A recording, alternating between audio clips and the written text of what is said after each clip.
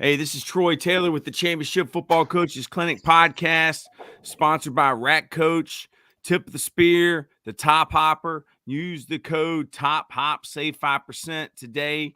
Sports Workbook, the guys at Sports Workbook. Show them that helmet.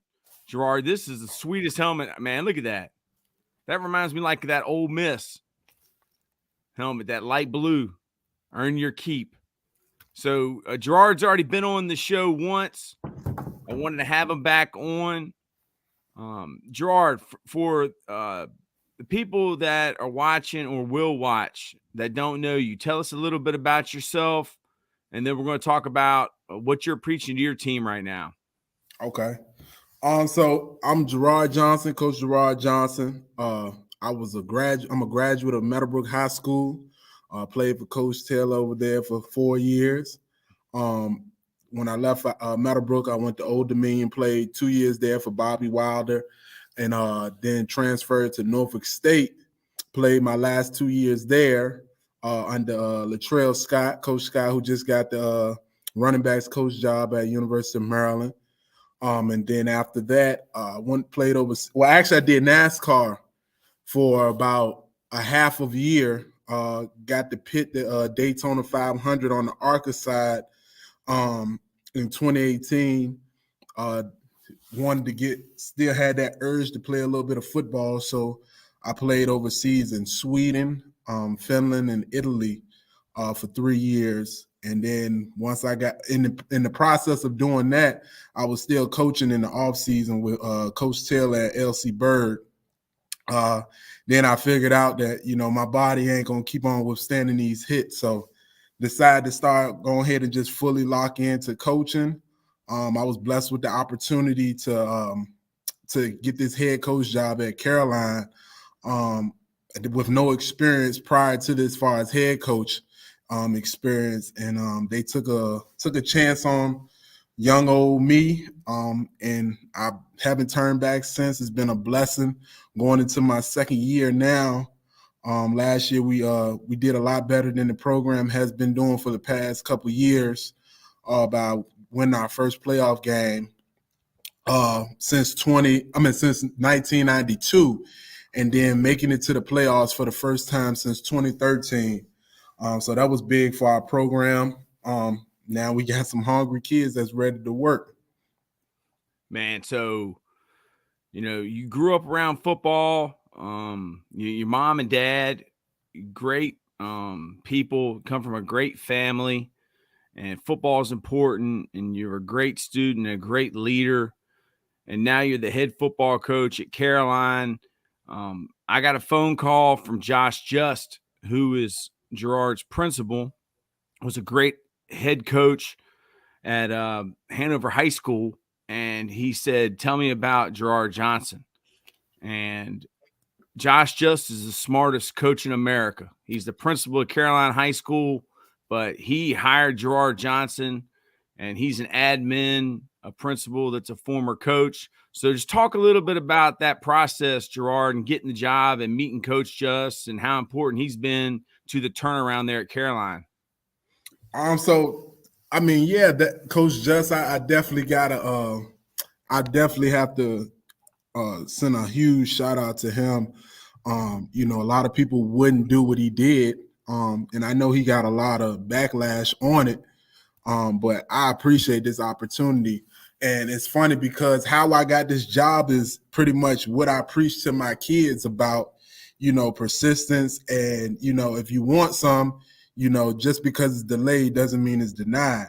I was the first time I applied for this job. So I applied, and I reached out to another person that I know that applied for the job, who ended up getting an interview, and I didn't get a call back. So I just assumed that I was like, all right, well, I guess I didn't get it, but at least I can say I tried.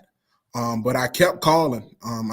They can tell you I called about maybe twice a week, sometimes 3 times a week, to see if I had any any update on anything. And I wasn't getting any calls back. And then out of nowhere, I ended up getting a call back saying that they wanted to interview me, which I was excited about that. I did my first interview, which I was in Pennsylvania at the time, drove down to do the first interview. Didn't know what I was getting into. I had a couple ideas based off of some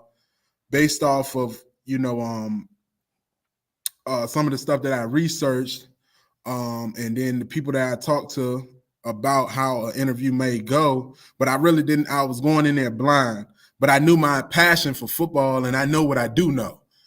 So I just went in there doing what I do know and being passionate, showing my enthusiasm for kids. So I guess that, it played a part in me getting the second interview, which I did the second interview. And after I did the second interview, I ain't gonna lie to you, I felt confident that I was gonna get the job. That's just me being myself. I didn't know if I was gonna get it, but I was confident in, what I had put on paper as far as my interview. I was confident in what I talked about. And I can't be nobody but myself. So, I just did what I did. They took a chance on me, and I'm forever grateful for it.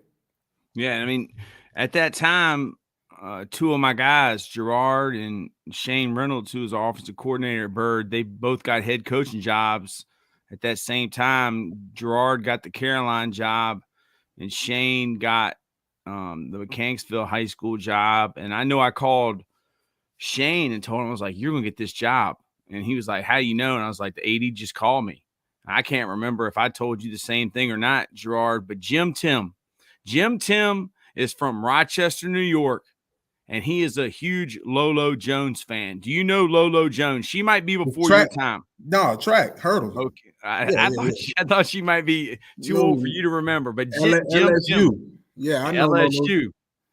And he wants to know, what are some of your program's biggest strengths and weaknesses to prove upon throughout your program? That's what he's asking right now. So he's asking, what are some of the strengths that we have in our program right now? Yeah, strengths and weaknesses. Okay. You want whichever one you want to start with. I'll start with the weaknesses. Right now, I feel like we're still maturing, far as mentality wise. These guys, like I said, they're a hungry group of kids, but they don't fully know how to win. We've won a couple games, but they're not fully understanding how to win and do it consistently, which I've been preaching a lot about consistency and dominating. And I tell them all the time, dominating look like a bunch of different things. Sometimes dominating don't look like 60-0 on the scoreboard. Sometimes dominating may be 2-0 or 7-0. If the other team doesn't score, I feel like your defense is dominating. And offense is doing enough to win the game. But for us, our weakness right now, or I ain't gonna say a weakness, I'll say a challenge for us is understanding how to be consistent and doing it over and over and over, and that's gonna come with time. The more they do it, the more we preach a lot also about the 10,000 hours. You put 10,000 hours it takes 10,000 hours to master some. So we've been preaching that, putting in your hours. So putting those hours going to create consistency. It's going to create confidence as well. The more you work at something, the more confident you are while doing it, So these guys they're getting better with it. And I had a young team last year. We're returning about 9 starters on offense, about 8 on defense. So we played with a fairly young team. I had a couple wise people told me don't lose with seniors. So I took on that motto, but no, these guys have been working. They're gonna get better at it, and they have grown a lot within the past year. I think some of our strengths right now is we're resilient. Our guys, even a couple games we took tough losses to last year. We always started the week off with, if we don't win the game, it's not because of what somebody else does, it's because of what we do or didn't do. And a lot of times that showed. It came and showed exactly. We may have one bad practice that week, or somebody was suspended during the week, or whatever it may be, that it wasn't perfect of a week far as making sure all our business was taken care of on the field and off the field.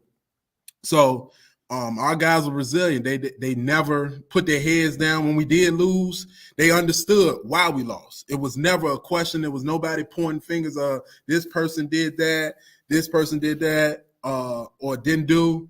Our guys, they just kept their head up and kept pushing. And I think that takes a lot for a kid to, hold each other accountable and hold themselves accountable. And which we've been preaching that a lot as well. And I think it's working to our advantage when it comes to that aspect where, guys are holding each other accountable now in the weight room.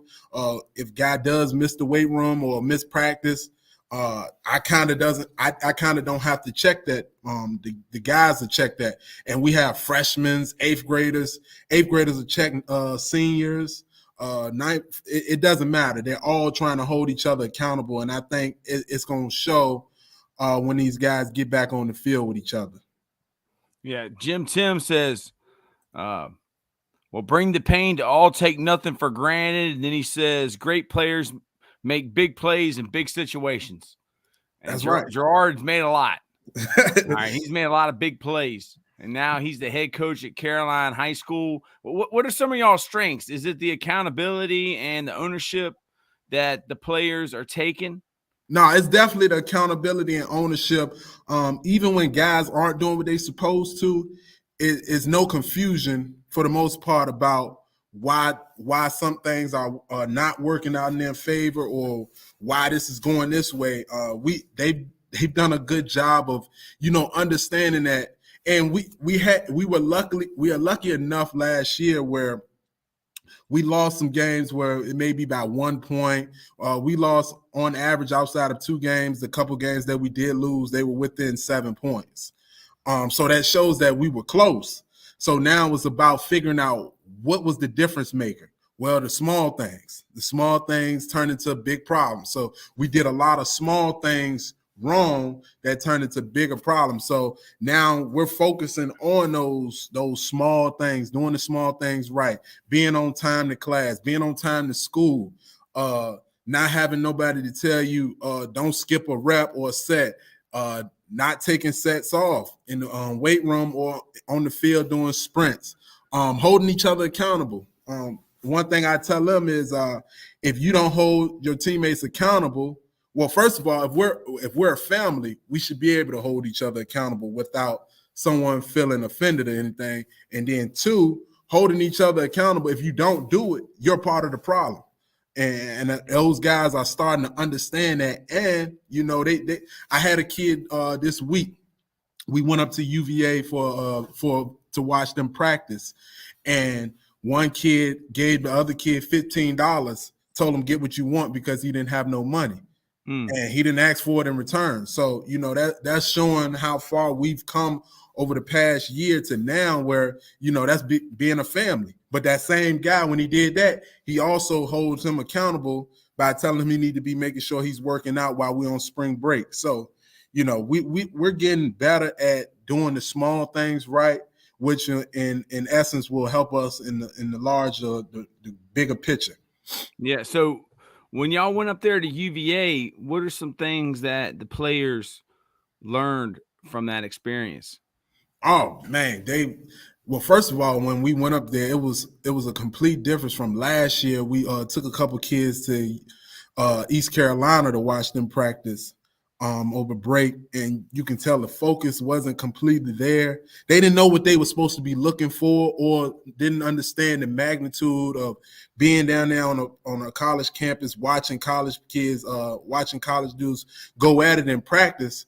But now this year, you can see that I asked them as we came back in the truck, what did they learn or what did they take from it? A couple guys said the tempo in practice. One guy said that they only had about 2 drop balls the whole practice.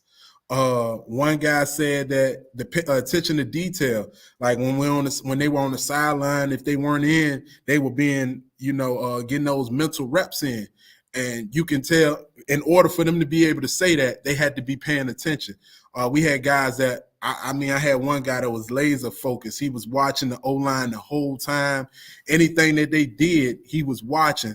And you can tell that they were absorbing And like I said, when we go on these trips, the first 30 coming back, I adopted this from somebody else. The first 30 going up and the first 30 coming back, we just having conversation about what we thought or what we want, what we expect to get from it. How can we implement this stuff into what we're doing? And these guys, they were laser focused, man. I was impressed. Just sitting back and watching them, not having to tell them where to go to or what they need to be paying attention to. They were already locked in. So I was impressed with their group that we took up there.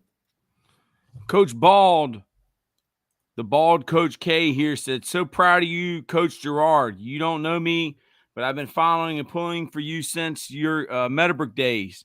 To see the impact you're making now is so amazing. He coached the Griffin twins, and he coached Isaiah Wynn at Lakewood High School. Okay. That's my friend Kyle Anderson, Coach Bald, the bald Coach K there. No, I appreciate it. I appreciate it a lot.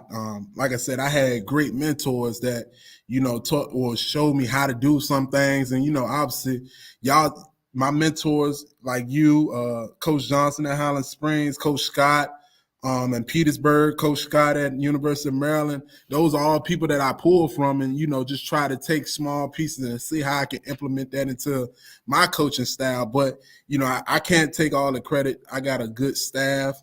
I was lucky enough to have some people on my staff that I personally knew, and we kind of had the same mentality. Also the kids, the kids and their parents, we got a great group of kids, and they're hungry. Like I said, they you can tell in like how upset they be now when they lose a rep, or how they compete in the weight room, how they compete in practice, how they're competing in the classroom now. That, like I said, that's part of that character piece that we like to talk about. And I remember you telling me this when I was in high school, but forcing people to have to say something bad about you. So they have to go out their way to say something bad about you. You never know who these coaches, or you never know who's gonna have to speak on your behalf. So, it's about building those bridges and not tearing them down, no matter how you feel about the situation or the person. I'm teaching these guys that, you never know who's going to have to speak on your behalf. The teacher that you may not like may be that teacher that the coach asks, how is he as a student, or how is he in the hallways when no one's paying attention. They may have to ask that janitor. And, are you the person in the cafeteria that leave their trash on the table all the time? Or are you that person that's picking up everybody else's trash at the table that left it behind? So, that's part of that character piece that, that I was taught, that I'm trying to teach these guys. And it's a different time. It's a different time and era. Obviously, we know that, and you got to adjust with time. But I do know good people are always in every generation. So, no one ever wants to have to worry about, well, what is this kid going to do when I'm not watching or when they're not around ball? And that's the biggest part about being in college is these coaches, they're getting paid to win games, and if you can't handle your business outside of the field or the classroom, how can they expect to put $40,000 worth of tuition towards you a year if you're not a good person? So that those things catch up with you, and we're preaching that heavy. And my kids are buying into it. When you took the job there at Caroline, I remember you started the study hall, right? And so, I mean, when you took over, your situation is a little different because you came in the middle of the school year last year. And the two things I remember, I think that you really focused on was the study hall and the weight room. So right. Let's talk a little bit about that. There might be a coach watching that's taking a job, or a young coach that wants to be head coach. Like, you focused on the two things that you could control. So talk about, that. Well, for starters, I've always been taught that, football ain't gonna last forever. I didn't 10 years from now, you couldn't have told me I won't go be playing football right now, but it doesn't. So you have to have something outside of this. And when I first got here, and there's nothing against, the kids or the past coaches or nothing, but the grades were terrible. Like, I just be flat out honest, they were terrible. And I understand, we had that COVID situation where, it was tough for kids to learn during that environment. especially if you're a hands-on person trying to learn from a computer all the time. That's tough. But it also, we weren't the only ones, so we can't make no excuses. So that was the main thing that, we had to attack is, you got to think outside of football. We only play football for about 4 to 5 months out the year. The rest of that time is, them working on themselves, getting better in life, getting better at home, getting better in school. And getting that education is one of the most important things, because that's one thing that can't nobody take from you. So I had to get them to understand that, and it's tough to be a great athlete or a great football player and be a terrible student. It's tough to be that way. You can't be MVP one and not MVP in the other, because they're gonna end up clashing against each other.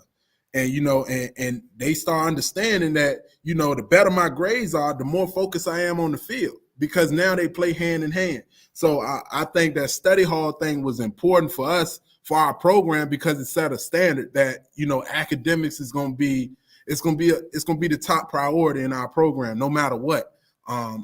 I tell them all the time, we can go out there and go 0-10, but we won't go out there with no 1 point whatever GPAs, or even a 2.0. It's this day and era, everything is right in front of you, and some people, school don't come easy, but anything you put work and effort into, you'll eventually get it if you're working at it. And then as far as going to the weight room, we weren't that strong. And you can look at it on film. I can look at it before I even started doing study hall, before we even started doing the weight room. I can look on film and tell exactly what type of team I was dealing with. I knew it was going to be bad academically, and I knew it wasn't going to be good as far as weight room, because how much missing assignments you had out there on the field. Guys were doing their own thing. It was just all over the place at times. And you can't be all over the place on the field and not be all over the place in school, because, they play hand in hand. And I'm a firm believer in that. So that was the first thing I had to attack as far as my program. Everybody's may not be that same situation, but for us, that was the key, and it never has been preached at that level for these kids. They were confused about the study hall stuff, because I want to run my program. If you tell me you want to play college ball, or you want to go work at, a Fortune 500 company, everything is going to be the same. You're going to have to put in the long hours. You're going to have to work hard. You're going to have to be detail oriented. So paying attention to the small things. So either way, if you want to play college ball, or you want to make a job or have a job that making 6 figures plus, you got to do all these things. So I wanted to make sure that not only we preparing them for if they want to go play college ball, but we preparing them for life outside of ball. Because, at any moment, football is a physical game. Any moment, your career could be done. I had a senior who couldn't play his senior year because he tore his ACL last year in 7-on-7. So had this kid not had no grades or none, he'll be in a bad situation. So, that's just examples that I use to try to help them understand, like, this thing ain't forever. Yeah, Coach Tatum here, he's from North Carolina. I seen Coach Tatum on Twitter. Yeah, so Coach Tatum, Gerard Johnson would be excellent if you need anyone to speak at your clinic, the offensive coordinator clinic. What's good, coaches? I love it when you showcase local coaches. Gerard was my quarterback at Meadowbrook High School, and he was running back at ODU in Norfolk State. Then he coached for me, and right now I know it's Shane is the head coach in Mechanicsville, and Gerard's the head coach at Caroline, and Billy Rudd is the new coach at Meadowbrook High School. Has Billy reached out to you? Because this is Billy's first head coaching job, and Billy, I think, was one of the coaches, when you were playing. I think. Yeah, he was. He was our punter and kicker coach. He helped me learn how to putt. No, I like to have an athlete at punter, man. Yeah, I talked to Billy last week. We trying to collab and do some things together, but that was big. I love to see that. I love to see guys who get that program that, and nothing against any of the old coaches, because they did have some great coaches that came through there. The situation just, it is what it is, but it's good to see that thing back in the hands of, people who understand that Meadowbrook history and where we came from, and that pride to have, for that community, that community. For at one point, we were one of the top programs in the state consistently. So I think, getting back to and getting people in there that understand that and that was a part of those teams was big. He ended up getting Andre Coble played quarterback before me at Meadowbrook. He got Derek Tinsley working with the O-line, Rome working with the D-line, Rodney Nichols, who's probably one of the top 5 best players to ever play at Meadowbrook. So he got a good group over there to help him, get that thing going in the right direction. And when we talked, he told me, he said he was trying to get that thing, get it going the way I had mine's going. But I'm like, he has that area right there is loaded. I think that they'll do some good things, far as, I'm open to talk. I'm not that smart of a guy when it comes to this stuff, but I'm open to, give anybody any advice or knowledge that I may have had, older than me or younger than me, whoever. I'm always open to give some advice or tell you just some of the things that we're doing as a program. Some things that work for us, some things that may not work for us. So I'm always open to speak with people. Yeah. So, I don't even know at the time, man, did I even realize that there would be so many of y'all coaching, high school football, that played for us, man. And it just makes me think of Jimmy, man, and just talk a little bit about Coach Rogers. Oh man, 'cause we talked about him last time, but yeah. people don't understand that the GOAT was our mentor, man. And the GOAT. I mean, this guy is the hardest coach of all time and the most loved coach of all time, and no one can ever hold a candle to him, man, because no one else eats glass. No one else does the things that Jimmy Rogers does and did. No. Coach Rogers was the truth, man.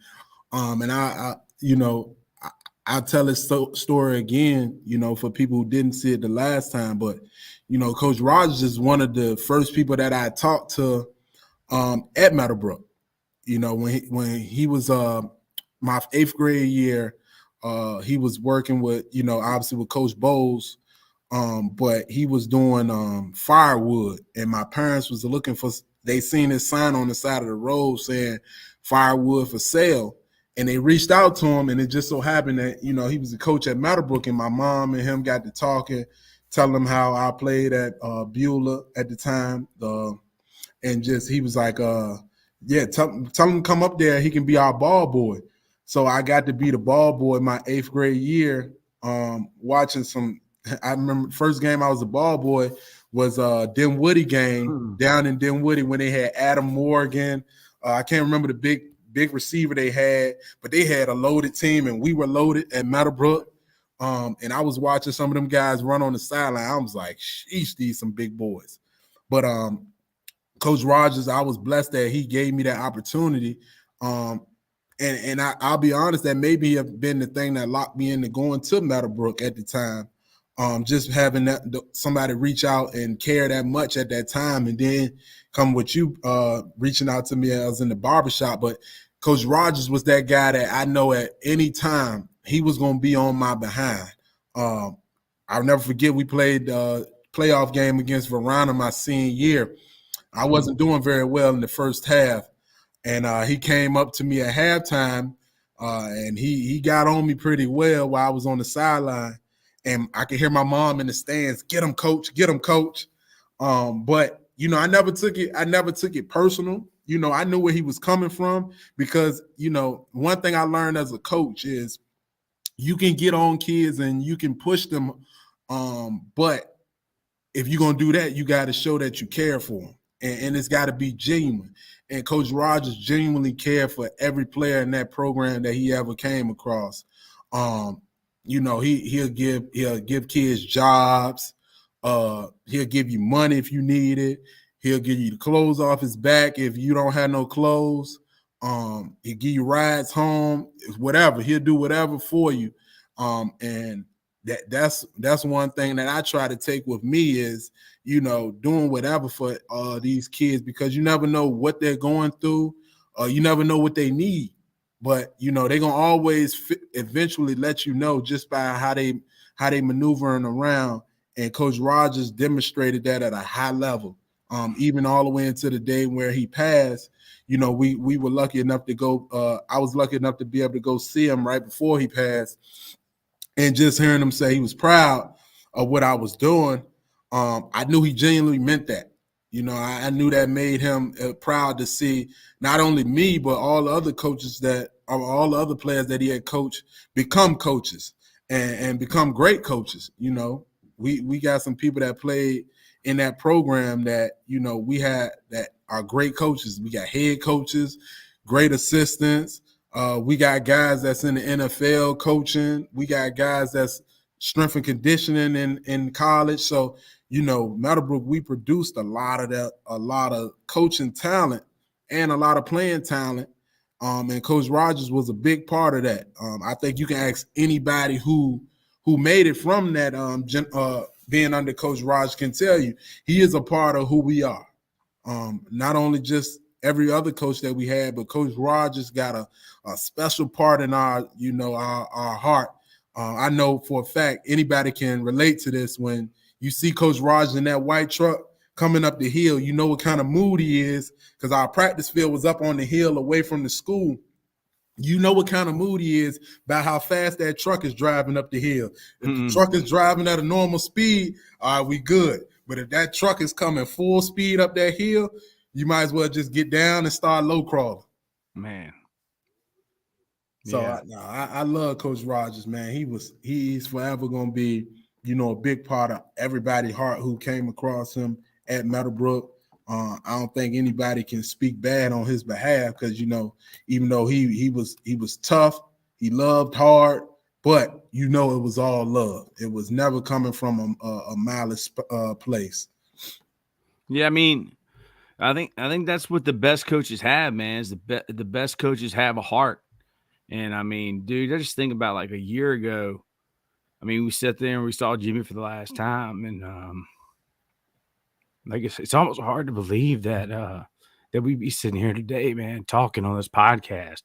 I mean, if you would have told me a year ago that'd be texting Jim McNally, the Miami offensive line coach, I wouldn't believe it, man. And it's crazy, man. Yeah, no, he's definitely a big. I know he's a big part of who I am, as far as a player and a coach.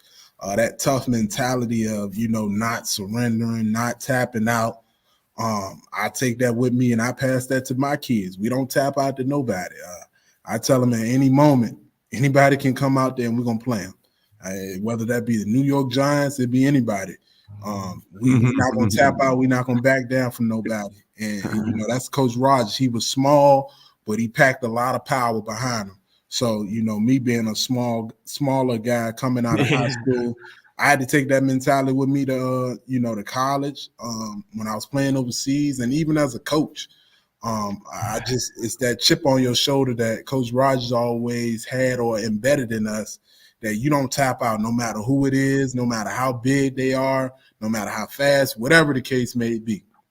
You don't back down and you don't tap out. Yeah, I mean, going to ODU, and for ODU to have Taylor Heinicke, and for you to be a freshman and get to play with Taylor, and now he's just signed a 2-year deal with the Falcons for $20 million. To talk about that experience, just Taylor Heinicke. Nah, that was one of the best experience I've had as a player or a coach. That team, we were pretty loaded offensively at ODU. We scored a lot of points. So it was a big part. The reason why we scored a lot of points was because of Taylor Heinicke. Not just being biased because he was our quarterback, but he was special. He was everything that you want, and still is everything that you would want for me as a quarterback. He's a winner, he's a competitor, and he's passionate about his craft.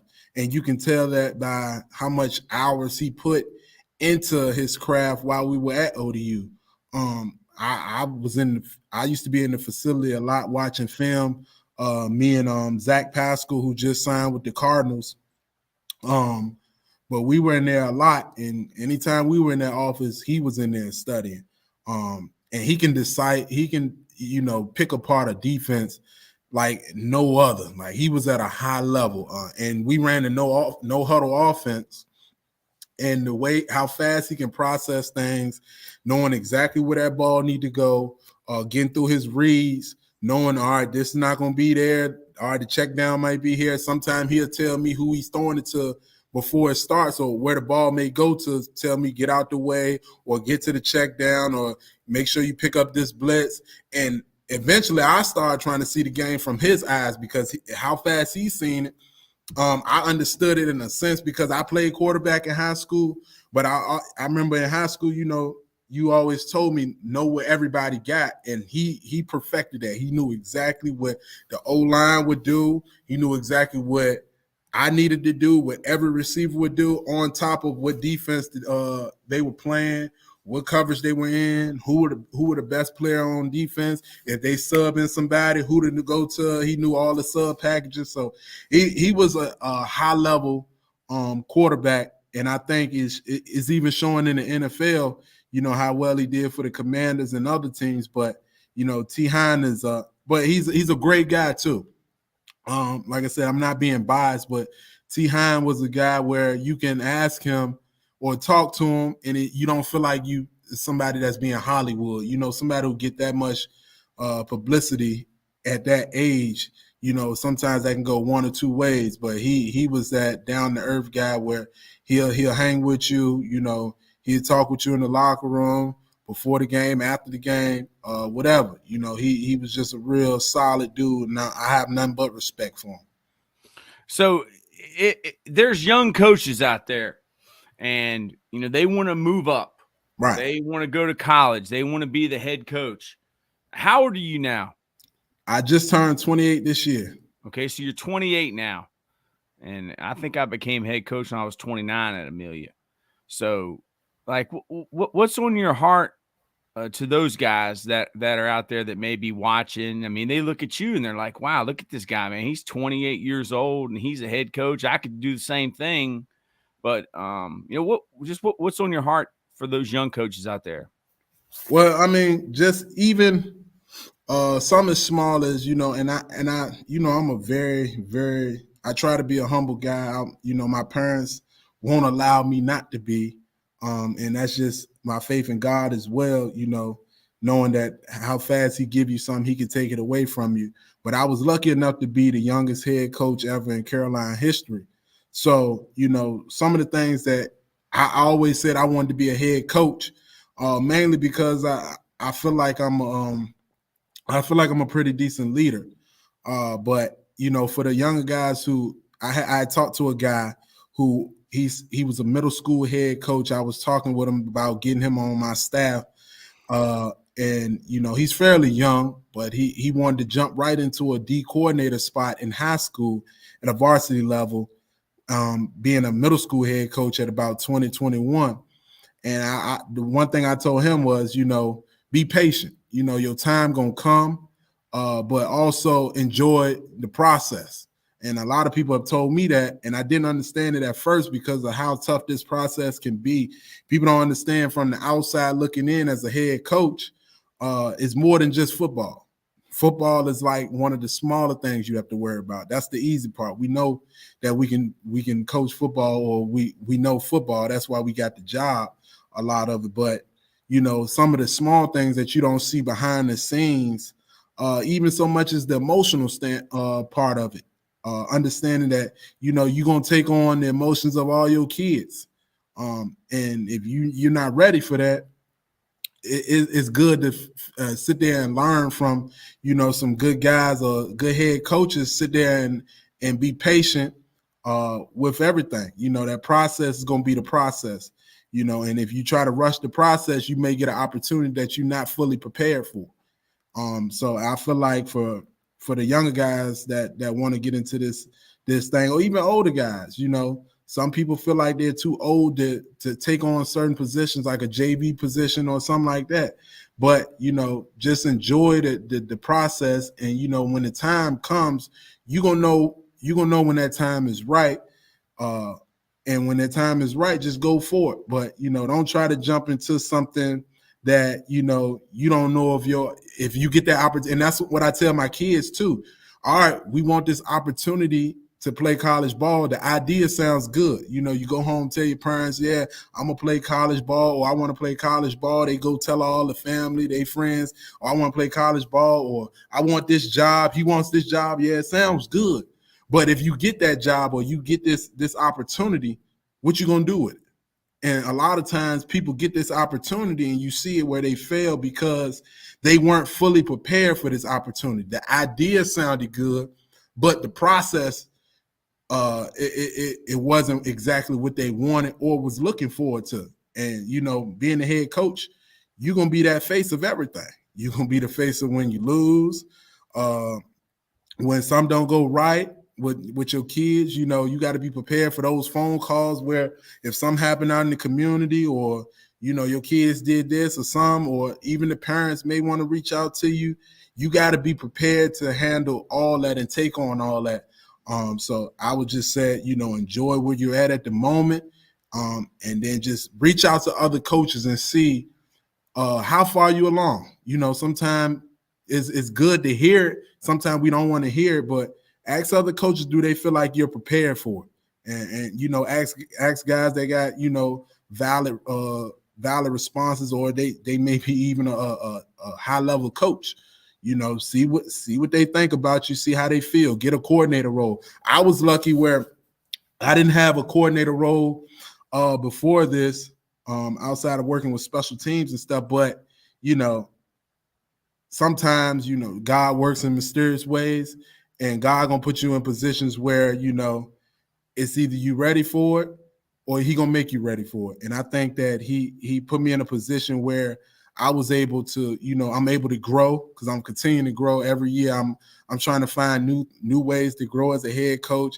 I just bought Tony Dungy book, so started reading that. But I'm always trying to find ways to evolve as myself. So I know that people who are trying to get into it, they need to be doing the same thing. If you want to start, preparing to be a head coach, sit in the head coach pocket.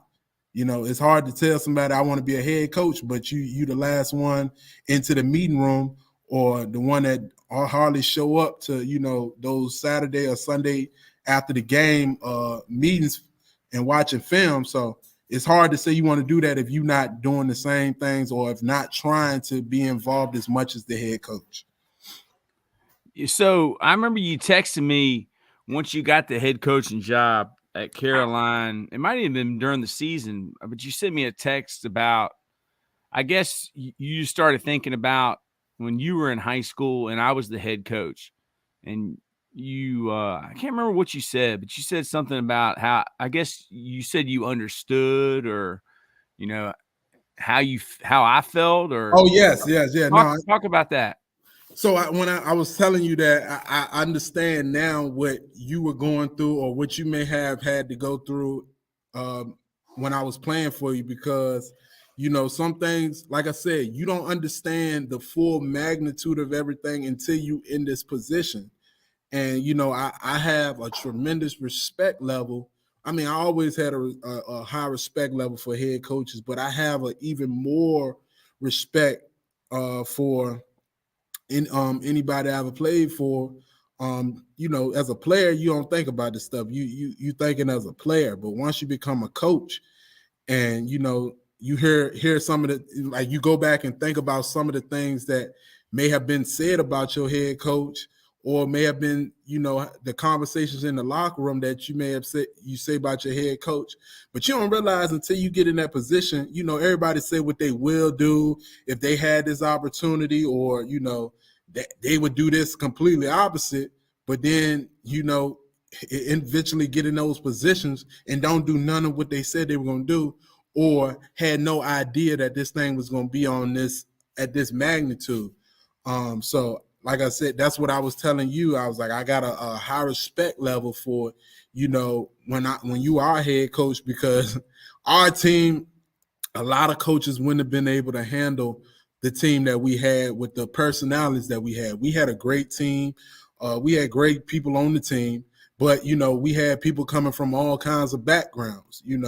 Everybody didn't have a perfect household situation, which is essentially is the type of situation that I'm in. So that made it even more why I said that, because I'm dealing with those type of kids that they want to do well, they want to go places in life, but they don't have the real guidance needed at home sometimes to get them where they need to go. And I find our coaching staff, and even the people in the school, when I talk to other teachers and stuff, I try to get them to understand that kids are they're relationship people, and if you build a relationship with them, you can have certain conversations with them, or you can try to discipline them in different ways, versus if you're forcing a relationship, if you're not being genuine with them, if you don't have conversations with them outside of the only conversation that you having with them is to tell them what they're doing wrong. You have to have conversations with them about when they're doing stuff right. Tell them when they're doing stuff right. Everybody likes some type of form of words of affirmation, where we want to hear somebody telling us every once in a while that you're doing a good job or a good job. Just being honest, anybody can say what they want, but we all want that at some point in life.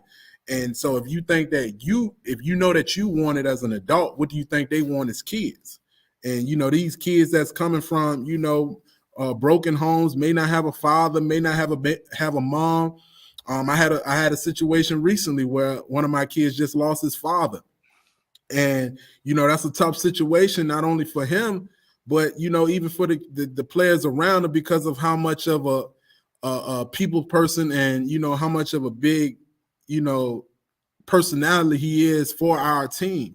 But if you don't build that relationship with him, if I hadn't built that relationship with him, he wouldn't have reached out to me about that. He wouldn't reach out to me for advice on how to handle that situation. Granted, I don't know everything. I can't tell you how to get through everything, but I can tell you what I know, and we can try to get through this thing together. So I think that was the biggest thing for me when I sent you that text message. I sent it to a couple people, just the people I played underneath. It's like, dang, I really understand exactly what you were going through now that I'm in those shoes. Daquan Chapman, this is history. Love both you guys. I'll tell you a story like this with Chapman. So when we first started working out, coming into my freshman year of high school, one of the couple people that I used to always look at while we were working out was Daquan Chapman with the linemen. We had Miko Phillips. We had who else were in that group? Akil Dorsey. So we had guys that I'm like, they working. And Chapman was one of the hardest working people I seen in that group. Like, you can go watch any of the old Meadowbrook videos while he was in high school. I think Coach West made a great video one time. When we were working out in the summertime, and I know he was one of the people running across the field while we was doing something like a mat drill. But those were one of the people that I looked up to. He was like, if I'm a work hard, if I'm gonna make it playing high school ball, I need to be moving in the same pace that they're moving, because these guys are doing it at a high level. So I got a lot of respect for Chapman. That was one of definitely the people I looked up to when I was coming into high school. Yeah, I was just thinking about all this stuff, man. I mean, when we were at Meadowbrook, we were doing it like it never been done before. I mean, they made movies about our team. We had better highlight films than anybody today, and that was because of Coach West and the things that we did in that program. It's like I like Pete Carroll, and Pete Carroll said he's a competitor, and Pete Carroll said that he wanted to be like the Grateful Dead, man. And what he meant by that was that he didn't want to be the best doing it. he wanted to be the only one that was doing it. Right. And like the only you're like, what does that mean? Like you're the only one doing it. Like, dude, the GOATs, the greatest of all time, they do things that's never been done before. They take it to another level. Like they're so far ahead of the curve. And imitation is the greatest form of flattery, man. And we were just lucky and blessed, man, to be at Meadowbrook during that time. And and you're doing it now at Caroline, and it's because of your principal so smart to hire you and give you that opportunity. I mean, dude, look at this podcast. I mean, you've been on the podcast twice now. I mean, we've had 130 podcasts since January. Hopefully somebody's learning something. If nobody else is learning anything, I know that I know more now than I've ever known before. And everybody wanted us to have the clinic, and we're going to have another clinic, and we're going to have an offensive line clinic, and it's going to take over the cool clinic. And I don't know when it's going to be, but Jim McNally is going to be there, and Alex Marable is going to be there from Miami, and John Strollo is going to be there, and Scott Peters.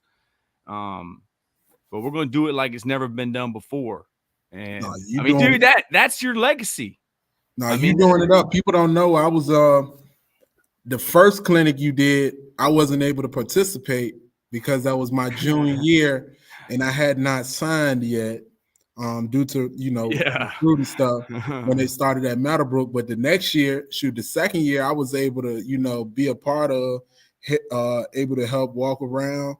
And at that moment, that's when I realized, how big the coaching thing was, seeing all those coaches come in and talk, having to assist them walk around, do whatever. I built, and that's one thing I tried to do going around to these clinics is building a lot of relationships. I vividly remember in high school, anybody that I could think of I wanted to communicate with, far as college coach wise, you had that number in your phone. And I try to be that same person. I told a story when I went to Virginia Tech for their coaches clinic thing. And Coach Villagrana is the recruiting coordinator there. And he recruited me to University of Hampton. You got Coach J.C. Price there who recruited me to JMU. You had other coaches there that, I've known. I've talked to other coaches on other staffs that, I may have built that relationship with. And it was cool because my kids sometimes get to see what I mean about, never burning those bridges, and, I talked about this before the last time I was on the podcast. That's another thing that, you told me about when Bridgewater came to Meadowbrook to talk to a couple kids when I was in high school, and I was talking to them at the time. I had a solid number of offers from the FCS level schools, and when I left out the room from Bridgewater, I left the pamphlet on the desk out there, and luckily you grabbed it before the coach had seen it. But you had told me that, never do that because you never know where these coaches going to land. And I just had to have a conversation with one of my kids who's about to go to school, telling them the same thing. You never know where these coaches going to land. So you want to make sure you're communicating with them, even if you're not interested in the school. Still communicate with them, telling them that you're not interested, or, just let them know why you're not interested, being an adult about the things. Because like I said, that same coach that may be recruiting you to VMI may be at University of Missouri in 2-3 weeks. So, you never know who's going to be where. You never know who's going to be in what position, So I try to, when I go to these clinics, even when I'm talking to these coaches, or not even outside of coaches, I try to make sure I build some form of relationship where you at least remember me for one thing. Whether that be I spoke to you and everybody else in the room didn't speak, or whether I come and shake your hand, look you in your eye, and other people didn't do that, whether I tell you that, I liked your presentation, whatever it is, I try to make sure that, we building those relationships. And I see that, one, through my parents. My parents know everybody know their parents. I mean, everybody know them. Mm-hmm. But seeing it with coaches that I've been around, just about the whole world now. And a lot of that, now it's getting even bigger now that you had this podcast going. So you able to get people from on the other side of the country, coaches from the other side, building that connection with them. Seeing my other coaches, how many people they knew, or how many of my mentors, or how many people knew my mentors. So, that's why I try to emulate and, try to model some of those things, because, like you say, you never know who's going to be where, and you never know who going to have access to what, resources. Yeah. I mean, it's what we learn, man. How some people are. I mean, they look at the logo on the shirt and, oh, that school's coming here. Right. Like, it doesn't matter what school it is. They're still a coach and they're still a person. And, some people, a friend in need is a friend indeed. And someone who needs something, they're your friend. And some people think that,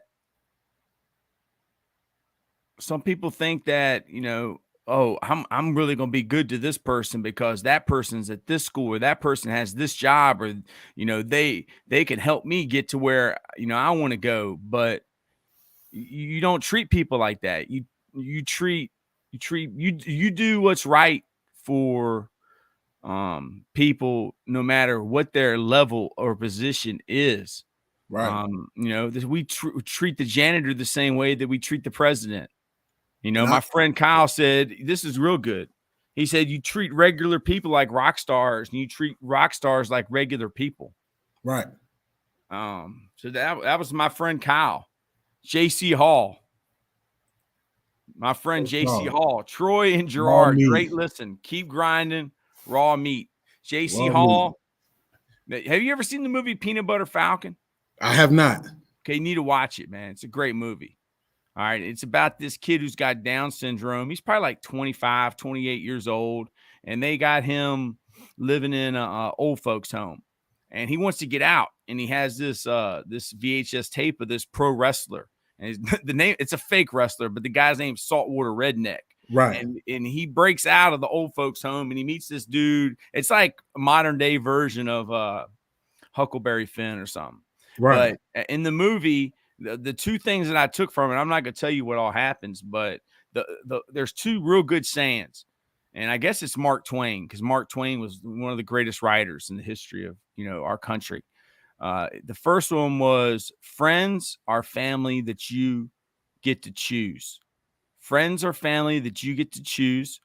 And then the kid with Down syndrome, he asked the guy when he's going across a river. He's scared he's going to die because the kid can't swim. He asked the guy, he says, am I going to die? Am I going to die? And the guy goes, yes, you're going to die. He's like, but what type of story are they going to tell? JC Hall, you got a really great story to tell about me. All right. We're not going to tell the story yet, but what kind of story are they going to tell? Like Jimmy Rogers, man, they had a heck of a story to tell. Right. We have a heck of a story to tell. And it's crazy, man. You've gone to other countries. You've been to Europe because of football. You've played with Taylor Heinicke and played for Coach Scott at Norfolk State. And dude, would you have ever thought that we would be sitting at a podcast when you was just an 8th grader? In the barbershop, and I called you, man. It's like I'm not smart enough to figure this thing out. I don't even know how I have a podcast, but I guess it's not us. The Lord has blessed us. It's definitely a blessing.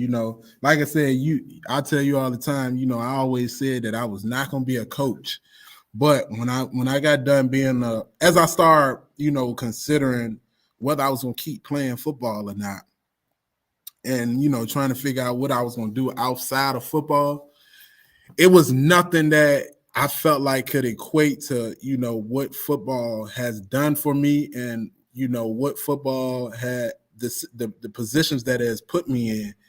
And it's like a friend, if you have a solid friend that, you don't never have to worry about that friend not being there, through any situation, whether that be good or bad. Friend telling you when you're doing something wrong. And, if y'all real solid friends, you won't take offense to it. You'll think, all right, this person is truly trying to do or truly trying to help me be the best person I can be. Well, I feel like that's what football has done for me. It told me at times, it slowed me down when I won't doing when I was supposed to. And it never gave up on me, right? Like right now, I'm not playing that I Dude, I'm just thinking about us painting the stadium at Meadowbrook. Oh man, painting the stadium. We went putting grass down. Paint. We went and bought the paint, aluminum paint. We painted the stadium, the entire team. Putting grass down in the field, on the practice field, and the game field. We laid sod. Yeah, I might have to do that now. Man, we laid sod, dude. We went to a place where they grew sod and filled the back of a truck and brought that junk to Meadowbrook and put it in the middle of the field. Right. No. Do it like it's never been done before, man. I mean, like some people are always worried about what some other school's doing. Like, oh, well, coach, this school's doing this or that. Like, and Shane tells me all the time he hears that from guys. But, like, we're going to do what we do. Man, we painted the stadium. We laid sod. We pulled squat racks out of the Robbins Center and brought those junks to Meadowbrook High School, dude. I drove from Matthews to Virginia Beach back to Meadowbrook with mirrors. I mean, oh, here he is. Here you go. Here's our buddy, Isaiah Adeby. My man. Y'all the best. You're the best. You're the best. People don't know that was my D coordinator last year. And, that's one thing, small little story there. We talked about this for maybe 2 or 3 years before I even got a head coach job of what it was going to look like when we got the job. If I got the job, I told him he was going to be my D coordinator. And things worked out where he ended up having to be my D coordinator. And shoot, I think outside of maybe 2 or 3 games, our defense was dominant. We weren't where we wanted to be at, but we flew to the ball, which I always said a lot of things can be taken care of if you fly to the ball. You can make mistakes as long as you're moving fast and flying around, and that happened with us. And it was good to have somebody on the staff, calling the defense where I remember somebody told me where when you become a head coach, that team needs to have your identity as a coach. So I decided to take the offensive side because, I've been an offensive guy all my life, and I wanted to make sure that offense was being physical. But I happened to be lucky to have somebody on the defensive side who had the same mentality as me. So it put the whole thing together where it ended up having both offense and defense having my mentality. But it's because I put, we had people around on the staff that had the same mentality as me. And I feel like for me, for it to work for me, my coaches and my players need to have the same mentality as me. And you don't have to be, you don't have to be the strongest. You don't have to be the fastest. You don't have to be the smartest, but you have to be willing to be dominant. And that's the person that lines up in front of me or whatever is lined up in front of me, whether that be a person, whether that be a book, whether that be a barbell, whether that be a dumbbell, whatever it is, whatever lines up in front of me, I must dominate it. So Coach Adeby, he was that way too. We're gonna dominate. We're gonna talk our talk. He had a little bit of Coach Rogers in him this year. You would have loved watching him coach on the sideline. It was great. But I mean, he is coached with some great coaches, man. Right. I mean, he's coached with Matt Bland. He's coached with my brother. I mean, the guy. We're all in the same tribe. Right. I mean, we are of the same tribe, man. And we feel the same way about football and how it's played. And we have, in our mind, the way that football should look. And I was just thinking as you were talking, man, I at 3:00, I got a kid coming on the podcast he's the youngest umpire in the history of the world. Golly. Yeah. The dude's like 6 years old and he's already been to umpiring school, Hunter Wendelstadt. Sheesh. And like, dude, I told my girlfriend today, man, I could have been a major league umpire. Like I really could have. I can call balls and strikes. All right. And I call strikes. I always call strikes unless I'm on TV, and I'm not umpiring on TV and I'm probably not umpiring again. But I didn't love it. My girlfriend asked me, why did you not do it? And I said, I didn't love it. I love coaching. I love coaching, man. And I don't even know if you knew, but one, we're going to change lives. I mean, this is our philosophy. We're going to change lives. Two, we're going to help get people to the next level. Right. And we're doing that with this podcast. We're changing lives. We're helping get people to the next level, and we're building champions for life. Right. And that's it. That's my mission statement. And if it didn't say anything about getting a D1 offer, it didn't say anything about making it to the NFL, because we can't guarantee that. And if anybody guarantees you that or says that you're going to go there, they don't know anything. Right. Because we talk to those guys. We know those guys. And they're not guaranteeing anybody anything. But watch Hoop Dreams. Watch Hoop Dreams.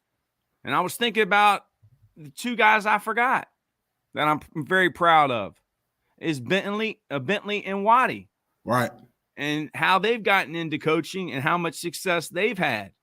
And we are all of the same tribe.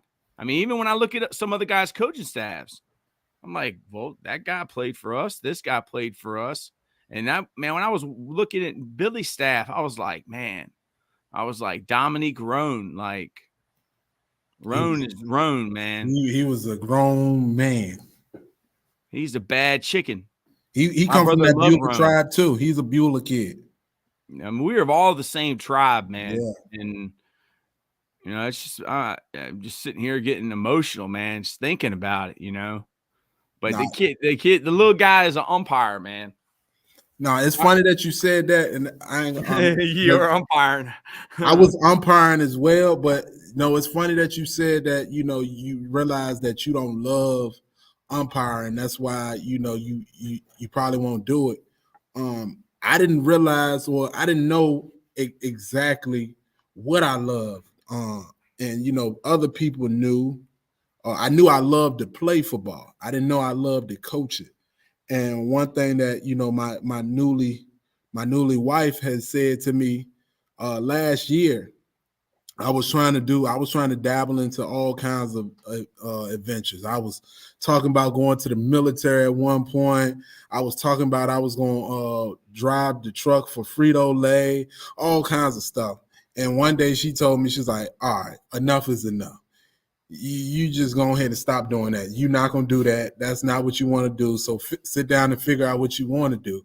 And essentially what she was telling me was sit down and figure out where you want to coach at, because that's what you want to do. And I didn't realize that until she told me, all right, enough is enough. And I think that's a big thing to have for another piece for these young coaches.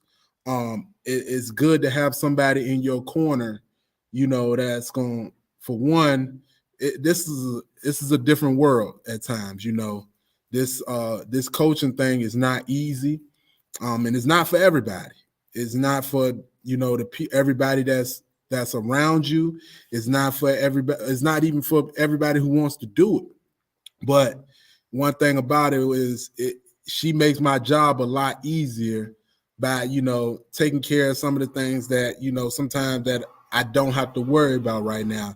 And I appreciate that a lot, because going through my first year, even more ever than now, it was tough. It was times where I came home, even driving to work, driving to work crying at times, having to sit in the car quiet, and then having to go, as soon as I get through the school door, you got to put on that face, because now those kids that's depending on you to, they may had a bad situation at home that morning or night before, and they need somebody to, just say what's going on, or how you doing, or good morning, or, me being who I am, I've always been a energy guy. I've always been a guy where you can count on me having some energy. And it's not because of, what I feel like for me. I don't do it for myself. I do it because I know others may need that more than I may need it at times, because I have someone at home that can help that. So for the younger guys that want to get into coaching, if you have someone that, is really willing to, go all in with this. I'm lucky with my wife. She coached track at Meadowbrook. She was the head track coach at Meadowbrook for a little bit. She ran track in college, won multiple championships. So she runs my strength and conditioning and speed program. And shoot, sometimes the kids are more feared of her than me, as far as, workouts and, how much respect they have for her. And, it's a blessing to have someone that's been that active with me. Like when you see, when people see me now, there's a lot of times they ask, where is she? And, it's a blessing to have somebody that, is locked in to this as much as I am. I can't say she would have been locked into the Frito-Lay or the military thing, but she's definitely behind me with this, even at times where, time may not be on our side as far as how much time we get to spend, but she doesn't really complain about it. And she just works. She's a worker just like me.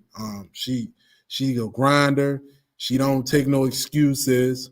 It's no excuses, no explanations for us. And that's for our kids too. No excuses, no explanation. And I tell kids that all the time. Like, you may say, oh, well, I don't have somebody to go train with. Well, for 7 to 8 years out of my life, I didn't have nobody to train with either. And that's fine. I still made a pretty good deal out of football with not having nobody training with me. And like I said, there's no excuses, no explanations. So I just definitely want to put that little piece in there. Yeah. I remember you listening to Eric Thomas. Oh, yeah. When Eric Thomas was the hip hop preacher, and he had that one video, of him talking to the kids at Michigan State. Yeah. And used to listen to that. And when I first heard it, I was almost like, the guy, you want to succeed as bad as you want to breathe. But that, it ain't really about you breathing. It's about the dude who was under that water. Right. Like, the dude that was under that water wanted to breathe. Like, it isn't just about us breathing. It's about the dude who can't breathe. Right. That's the only thing he can think about. And, that talk is still legendary, and it's still good today because people get so distracted. And I know what it feels like to have a singular focus. And man, dude, I call it going into the upside down, like that Stranger Things. Right. Dude, I go to another dimension and time stops. And I don't know, like doing this. Eric Thomas said, they don't have to pay you. They don't have to pay you. What does he say in that talk? You don't, until you don't have to get paid for what you do. Right. Like, isn't that what one of his things was on that? I mean, that's so true. Like, people say, Troy, you're not making no money from this podcast. Coach McNally said, Troy, you're not making no money. I said, but Coach, I have you as my friend. Right. He FaceTimed me today when I was coming back from Shoney's. And I asked him, I said, how does it feel to know that there's someone else out there like you? And he told me, it feels like I have a brother. The 80-year-old man told me, it feels like I have a brother. So, yeah, we're not making no money doing this, but we don't have to get paid because we love it. Talk about that, Eric Thomas, and the impact he's had on you. Oh, no, I'm a big Eric Thomas guy. I'm a big Inky Johnson guy. Kind of biased with the Inky because I had a couple coaches that were teammates of his in college. So I kind of, I bought into that, and then I love the story. I like both of their stories. You know, both of them different. Eric Thomas was homeless at 16. He talked about how he was homeless not because he had to be, but just because of, you know, how he wanted his life to go. He wanted to be a little bit different, so he was homeless in that aspect. And then the Inky Johnson story, a lot of people know that he got paralyzed while he was projected to be a first and second round draft pick. So I kind of gravitate to those guys because, you know, they went through real life situations. And one thing I know about, you know, when being a speaker or just talking to people and trying to give advice or, you know, trying to motivate people, if you don't have a real story behind it, or you don't have, it's hard to try to tell somebody how to get through something if you've never been through anything. And, you know, that's just me personally. It's hard for me to listen to people who have never been through anything, you know, or try to pretend like they've never been through anything. You know, a perfect person can't give perfect advice. And I believe that wholeheartedly, where if you're a perfect person, you don't do nothing wrong, I can't talk to you because it ain't nothing you can do for me because I done been through a lot. Far as a player, outside of playing in life, my story kind of is not as the homeless part about Eric Thomas, but, you know, doing things that you didn't have to do, but just trying to figure out things on your own. At times I did things that I didn't have to do, but it was just me wanting to do something for myself and, you know, trying to keep that chip on my shoulder. You know, I always found a way to put myself in a mentality to keep a chip on my shoulder. So sometimes I'll put myself in tough situations to see, can I be comfortable with my back against the wall? Inky Johnson said one thing where he talks about, you know, can you be that same person in the face of adversity? So can you be the same person that you were when the game is 21-0 versus when the game is 21-0 with you down? Or can you be the same person when, you know, you have this amount of money in your bank account versus being that same person when you don't have no money in your bank account? Can you be that same person? So I think I take a lot of stuff from them because, you know, I know that they've been through things. I know they've been through real life situations. And I love listening to people who, you know, talk from experience and not talk from a perspective of they trying to get you to feel like they're perfect people. And Eric Thomas, you know, some people may disagree with some of the stuff he said, but I have my own opinion about anybody. I don't base my opinions on anything based off of how someone else feel about somebody. You know, just me being who I've always been. I do my own thing. You know, I don't. Yeah, you're smart enough to make your own mind up. Yeah, so being like Eric Thomas, you know, he went through that situation where he was homeless, but now he talks about where, you know, he flies sometimes private. He flies where, you know, people set up his flights. You know, he has his manager. You know, his wife doesn't have to work no more. His kids work for him and do stuff on their own for him. He talked about his wife having her illness that she has, and how he works to make sure that she's living comfortably. So I think he talked about where he can't live in certain places because she can't be in certain places. So he worked for that. So, you know, that's essentially, you know, when you get to that point where you working for other people or you working for a cause greater than yourself, because that's what we really doing as coaches. We working for a cause that's greater than ourselves. Like nothing's bigger.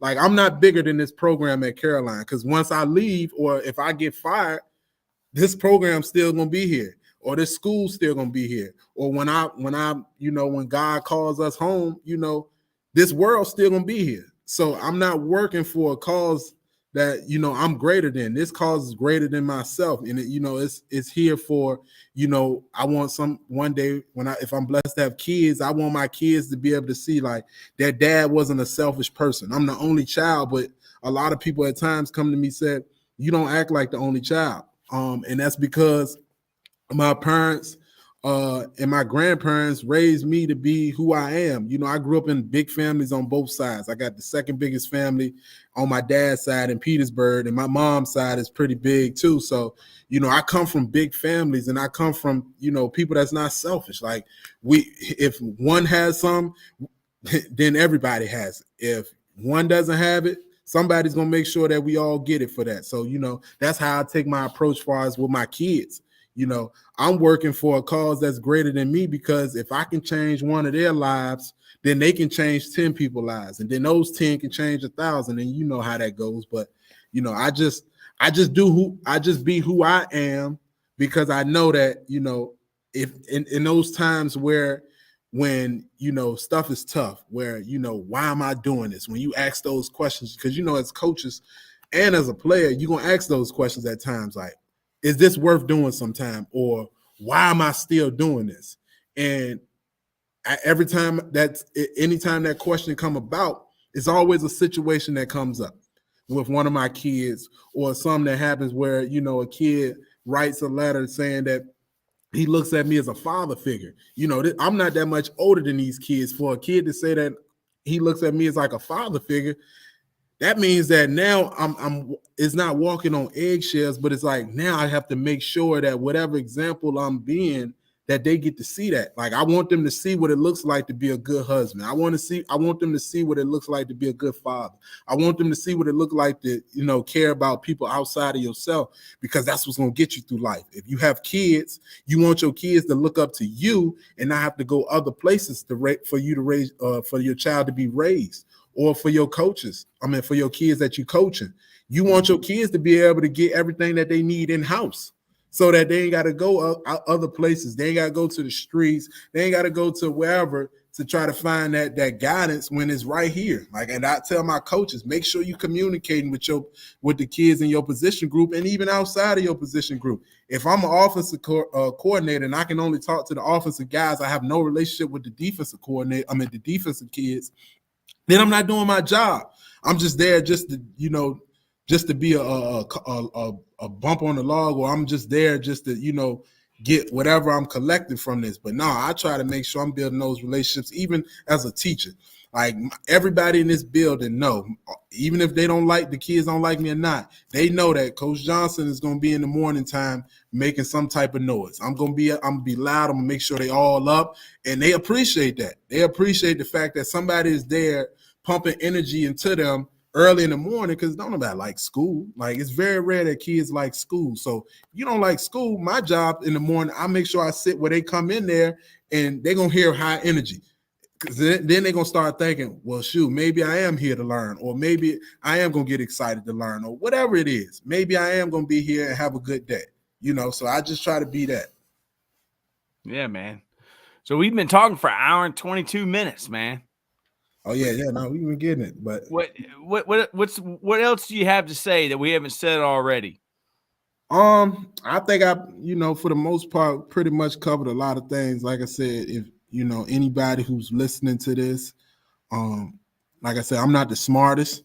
I haven't been in this thing that long. I'm, this is my 5th year coaching total, and going into my 2nd year as a head coach, still learning. But some of the things that I do know, I've took from great people and great individuals. So if anybody have any questions, or anybody wants to reach out to me, you can reach out to me on Twitter. I'm on Twitter at Coach GJ, and same thing is for Instagram. So anybody want to reach out to me, on Twitter is Coach Gerard J. So if anybody want to reach out to me, even to just talk ball, I love talking. Other coaches see what they're doing, or coaches asking me what I'm doing. Sometimes they give me advice. Whatever we can benefit from it. I'm just open to growing relationships, and for my younger guys, even if you're not a head coach, just continue to grow, continue to find new ways to better yourself, not only as a coach, but as a mentor, because you never know what these kids looking at, and you never know how they're looking at you. So, you want to make sure that you being cautious of how you moving and what you're doing around kids. No doubt, man. So, Gerard, it's been great having you on. We'll have you back on probably during the summer. Yes, sir. Maybe you go over your summer program, your weights and running or something. That'd be good. Oh yeah, no, I love you, man. I love you too, Coach. Appreciate you having me. You're the best. Yes, sir. All right, I'm gonna end this thing. Thank y'all for tuning in. Thank you to our sponsors, Rack Coach, Tip the Spear, the Top Hopper. Use the code Top Hop, And sports workbook, Coach Gerard Johnson, contact sports workbook. You get a free sports workbook. Also, Customized. 417 helmets. They also work with sports workbook. They did our decals. Yeah, You know, our new helmet decals. Man, y'all came a long way from that original helmet I saw in that. Woo! Yeah, so Man. 417 helmets. They work with sports workbook on doing decals and stuff. So anybody, I recommend them. Yeah, man. That helmet, man, those things were brutal that I saw. They were some of the ugliest helmets, but that right there, that's the sweetest helmet. That's clean. That is the sweetest helmet I've seen, man. Yeah, I'm really impressed. Yeah, show me one more time what that thing looks like. That reminds me of that Ole Miss helmet, the light blue, man. It's kind of like the Southern Miss, the SMU or old helmet. SMU. Mm-hmm. Yeah. The Pony Express. All right, thank you, G. No problem, Coach. Appreciate you.